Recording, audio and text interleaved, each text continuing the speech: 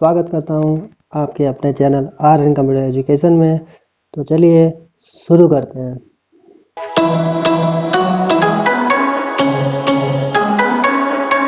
Last video में मैंने आपको होम टैब के फॉन्ट ग्रुप के कुछ ऑप्शन पढ़ाए थे और आज मैं इस वीडियो में होम टैब के फॉन्ट ग्रुप के कुछ रिमेनिंग ऑप्शंस को समझाऊंगा।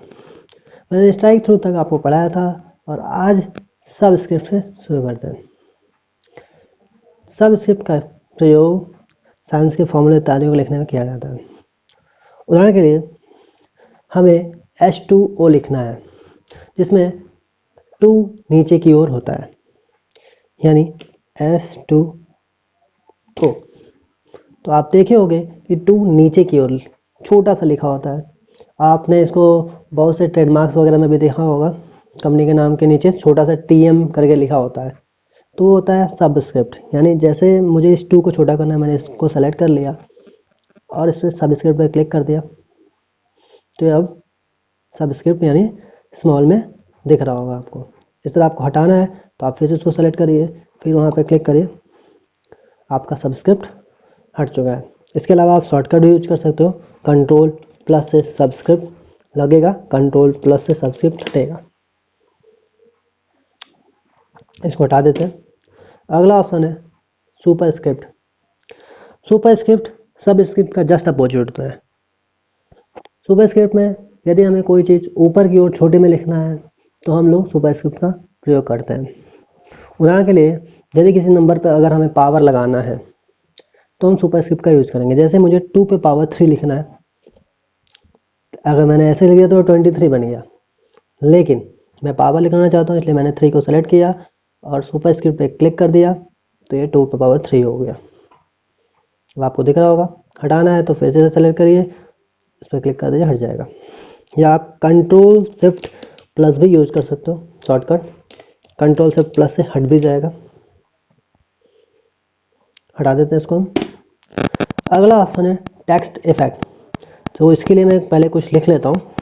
इक्वल टू RAND शिफ्ट के साथ ब्रैकेट ऑन, शिफ्ट के साथ ब्रैकेट ऑफ, एंटर कर दिया। अच्छा, मैं पहले पैरा को सेलेक्ट कर लेता हूँ, उस पर टेक्स्ट इफेक्ट लगाता हूँ। यहाँ पे आपको टेक्स्ट इफेक्ट दिख रहा होगा, इसमें ढेर सारे ऑप्शन हैं।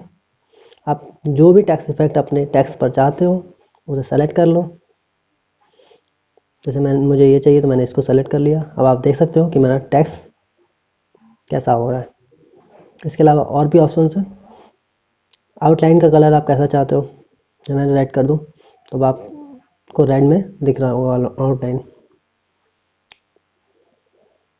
शैडो लगा सकते हो, रिफ्लेक्शन के भी ऑप्शन है।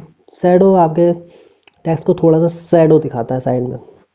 Reflection just like a mirror image, glow shine करेगा। तो आप जैसा भी चाहो इफेक्ट यहाँ पे लगा सकते हो। इसको मैं हटा देता हूँ। अगला ऑप्शन है हाईलाइट। जब हम कभी नोटबुक पे लिखते हैं, कॉपी पे लिखते हैं, तो उस समय कुछ इम्पोर्टेंस चीज़ें अगर हमें दिखती हैं तो हम लोग उसे पेन से हाईलाइट कर देते हैं या उसके नीचे लाइन खींच देते हैं कि हाँ भाई ये अंडरलाइन है, यानी ये इंपॉर्टेंट है, तो उसके बगल में इंपॉर्टेंट लिख देते हैं। तो इसी तरह का हाइलाइटर आप MS वर्ड में भी यूज़ कर सकते हो। जैसे मुझे दूसरे पैरा का पहला लाइन हाईलाइट करना है तो मैंने पहला लाइन को सेलेक्ट कर लिया कर्सर से, उसके बाद हाइलाइटर पे आए। आप कोई भी कलर यूज कर सकते हो, नॉर्मली ग्रीन अच्छा लगता है तो ग्रीन मैंने ले लिया। अब आप देख सकते हो कि हमारा दूसरे पैरा का पहला लाइन हाईलाइट हो चुका है। को नहीं चाहिए तो आप इसको सेलेक्ट कर लो, यहाँ से नो कलर पे क्लिक कर दो। इसके अलावा एक और तरीका होता है लगाने का। जैसे आप ढेर सारा टाइप कर चुके हो, आपको बहुत से जगह पे हाइलाइटर यूज करना है, तो आप पहले से ही ब्रश ले लो, यानी कलर सेलेक्ट कर लो। अब आपका जो कर्सर है वो ब्रश बन जाएगा, पेंसिल टाइप बन जाएगा। तो अब आप को जहाँ भी हाईलाइट करना है वहाँ पे इस पेंसिल को ड्रैग कर दो।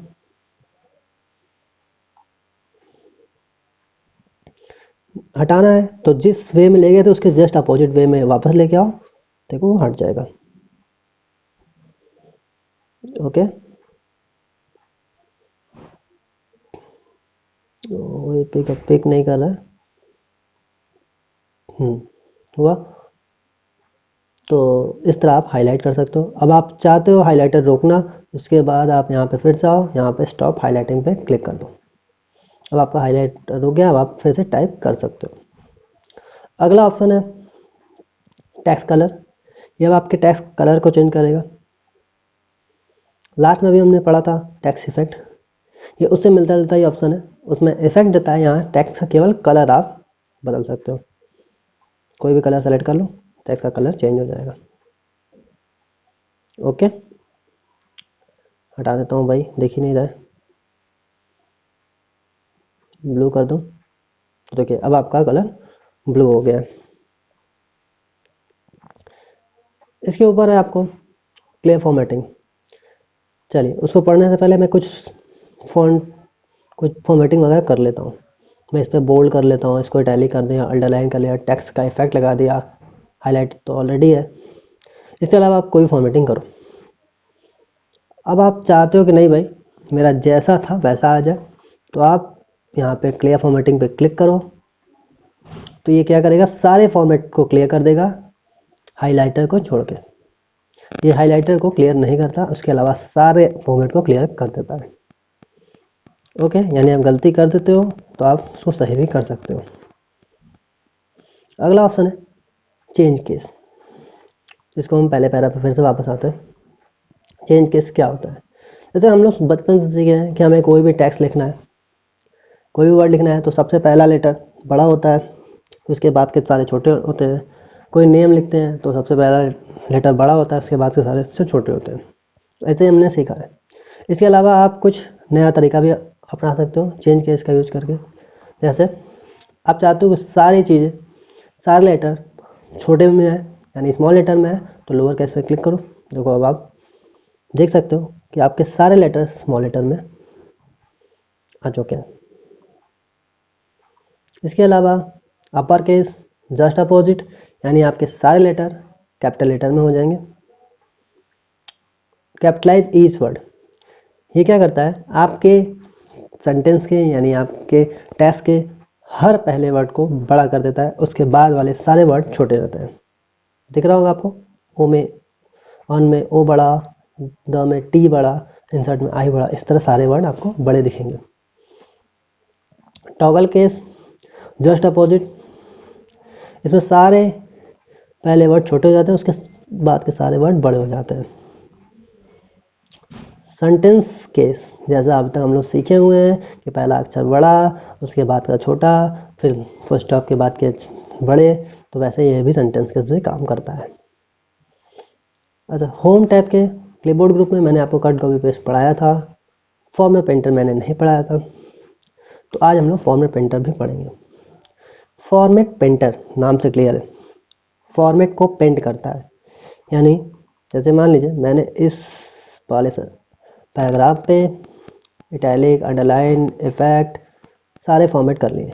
अब मैं चाहता हूँ कि जैसा फॉर्मेट इस पहले पैराग्राफ का है, यानी जिस भी कलर में किया गया, अंडरलाइन किया गया है, सारा फॉर्मेटिंग थर्ड वाले पैराग्राफ पे भी आ जाए। तो मैं इस पहले पैराग्राफ में से एक वर्ड को सेलेक्ट करके फॉर्मेट पेंटर पे क्लिक कर दूंगा। अब आपका कर्सर जो है ब्रश बन के आ जाएगा। इसे आप जहाँ भी ड्रैग करोगे वहाँ पे आपका टेक्स्ट उसी फॉर्मेट में बदल जाएगा। तो आज के लिए केवल इतना ही। इसके पहले ही मैंने आपको होम टैब के क्लिपबोर्ड ग्रुप और फॉन्ट ग्रुप को पढ़ा दिया है, तथा वीडियो के लिंक मैंने डिस्क्रिप्शन में भी दे दिया है। आप चाहो तो उसे देखकर भी सीख सकते हो। थैंक यू, मिलते हैं अगले वीडियो में।